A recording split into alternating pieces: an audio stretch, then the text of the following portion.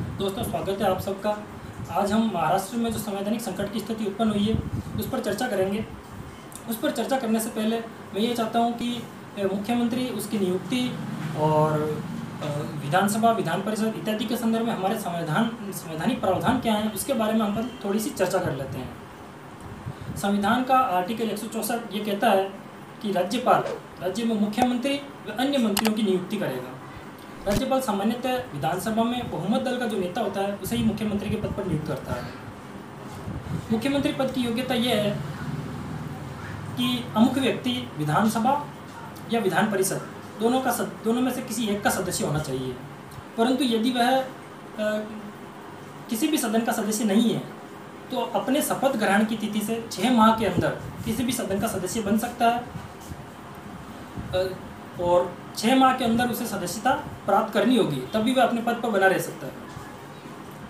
तो दोस्तों, महाराष्ट्र की यदि बात करें तो महाराष्ट्र में विधानसभा और विधान परिषद दोनों हैं।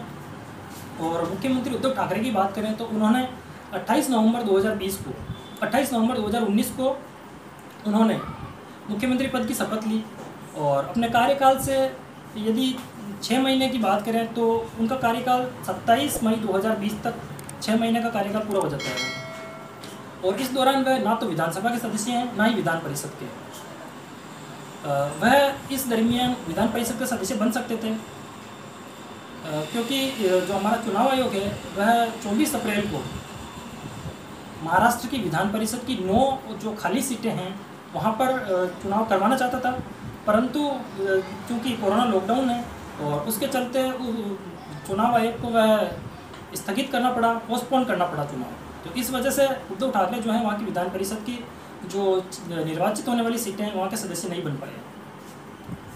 और इस बात का उन्हें आभास था, क्योंकि यदि वह सदस्य नहीं बन पाते हैं 6 माह के भीतर तो उन्हें अपने पद से त्यागपत्र देना होगा।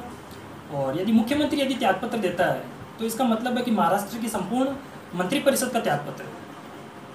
तो ये गंभीर संवैधानिक संकट की स्थिति उत्पन्न हो जाएगी। इस बात का आभास करते हुए वहाँ की मंत्रिपरिषद ने कुछ दिन पहले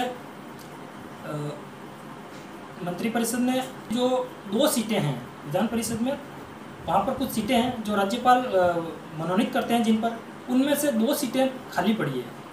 तो उन सीटों पर मनोनयन के लिए श्री उद्धव ठाकरे का नाम महाराष्ट्र की मंत्रिपरिषद ने भेजा, जिस पर अभी तक राज्यपाल ने कोई निर्णय नहीं लिया है, जिसके कारण से महाराष्ट्र की सरकार है उस पर संकट निरंतर बढ़ता जा रहा है। और राज्यपाल को मेरे हिसाब से जल्दी से निर्णय लेना चाहिए। जो भी उनका निर्णय हो, वह चाहे तो मंत्रिपरिषद की अनुशंसा स्वीकार कर सकते हैं या अस्वीकार कर सकते हैं, जैसा भी उचित समझें, परंतु उनको जल्दी निर्णय लेना चाहिए। और यदि वह अस्वीकार करते हैं तो उद्धव ठाकरे के पास फिर कोर्ट जाने का ऑप्शन बचता है और वहाँ ये मांग कर सकते हैं कि विधान परिषद की जो निर्वाचन वाली सीटें जो रिक्त हैं वहाँ पर जल्द से जल्द कोर्ट चुनाव कराने का आदेश पारित करे, ताकि वह वहाँ से विधान परिषद निर्वाचित होकर अपने पद पर बने रह सके। तो दोस्तों, मेरे हिसाब से महाराष्ट्र के संवैधानिक संकट के बारे में सब कुछ क्लियर हो गया होगा। धन्यवाद। Subscribe my YouTube channel, press the bell icon and never miss any update.